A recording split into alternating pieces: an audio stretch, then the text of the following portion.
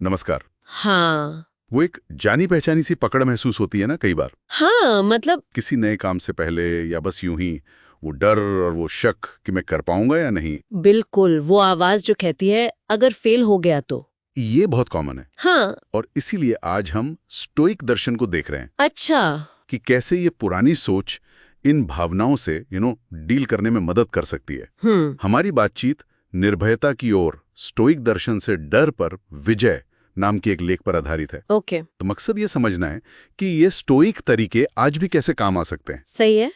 तो शुरू कहाँ से करें? स्टोइसिज्म है क्या?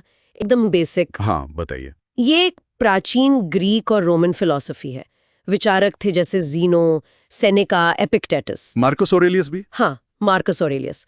और इनका जो मूल सिद्धांत है वो बड़ा पावरफुल है। क्या है वो? कि देखो, बाहरी हालात वो हमारे कंट्रोल में नहीं है, ठीक है। लेकिन हम उन पे कैसे रिएक्ट करते हैं, हमारे फैसले, हमारे विचार, वो हमारे कंट्रोल में है। अच्छा, और लेख भी इसी बात से डर और शक को जोड़ता है ना? बिल्कुल।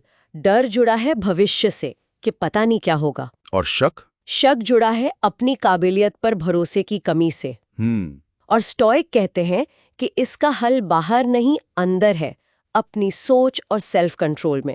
यहीं पर वो कंट्रोल वाली बात आती है। हाँ, उनका सबसे famous concept dichotomy of control या नियंत्रण का विभाजन। ये क्या है? बहुत सिंपल आइडिया है। दुनिया में हर चीज या तो हमारे वश में है या नहीं है, बस दो कैटेगरी। तो हमारे वश में क्या क्या हुआ? हमारे विचार। हाँ, हमारे विचार, हमारे जजमेंट्स, हम कितनी मेहनत करते हैं, हम कैसे रिस्पॉन्ड करते हैं, ये सब। और वश में क्या नहीं है? बाहरी चीजें जैसे मौसम, दूसरे लोग क्या सोचते हैं, किसी चीज का फाइनल रिजल्ट, ये सब।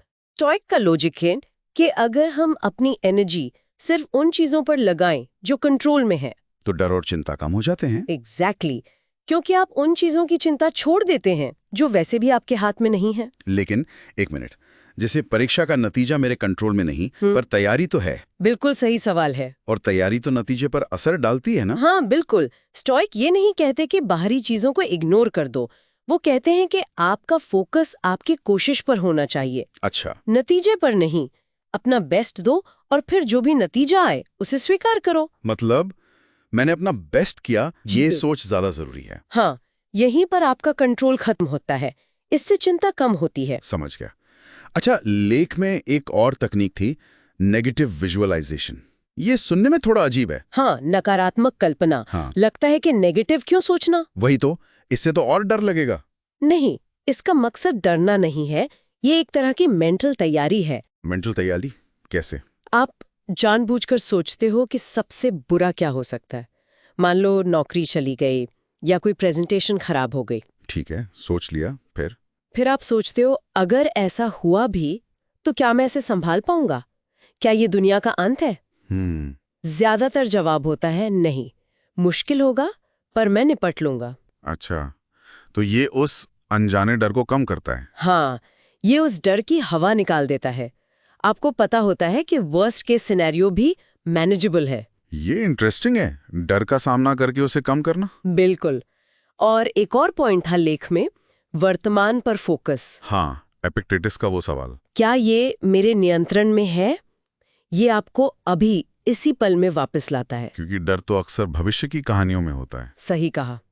स्टोइक कहते हैं कि पावर अभी है, इस पल में, इस कदम में जो आप उठा सकते हो। तो भविष्य की चिंता छोड़कर अभी क्या कर सकते हैं, उस पर ध्यान देना। हाँ, अभी मेरे कंट्रोल में क्या है जिसे मैं ठीक कर सकता हूँ। और आखिरी पॉइंट, अपना अंदरूनी संवाद, मतलब इनर डायलॉग बदलना। हाँ, मार्कस ऑरेलियस ने कहा था ना, हमारा जीवन वही है जो हमारे विचार इसे बनाते हैं। कितना सच है ये। तो हमें अपने अंदर की उस नेगेटिव आवाज को पहचानना है जो कहती है तुम नहीं कर सकते, और उसे चैलेंज करना है। हाँ, स्टोइक जवाब होगा शायद नतीजा मेरे हाथ में ना हो, पर कोशिश करना तो है और मैं कोशिश करूंगा। ये सिर्फ पॉजिटिव थिंकिंग नहीं है, ये एक्शन ओरिएंटेड है। बिल्कुल, यथार्थवादी और एक्शन लेने वाली सोच। तो कुल मिलाकर स्टोइसिज्म कोई जादू की छड़ी नहीं है। नहीं, बिल्कुल नहीं। ये एक प्रैक्टिकल तरीका है जीने का, एक अनुशासन है। पावर बाहरी चीजों में नहीं, हमारे अपने नजरिए और रिएक्शन में है। एकदम सही कहा।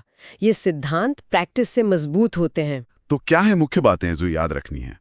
नियंत्रण का विभाजन, जो वश में है उस पर फोकस। नेगेटिव विजुअलाइजेशन, बुरे के लिए तैयार रहना ताकि डर कम हो। वर्तमान पर ध्यान देना। और अपने इनर डायलॉग को मजबूत बनाना। हाँ, ये वो मेन टूल्स हैं। तो चलिए इस चर्चा को यहीं रोकते हैं। इन सिद्धांतों को रोजमर्रा की जिंदगी में उतारने से डर का असर यकीनन कम हो सकता है। बिल्कुल, धीरे धीरे ही सही, पर होता है। और जाते जाते सबके लिए एक सवाल छोड़ जाते हैं।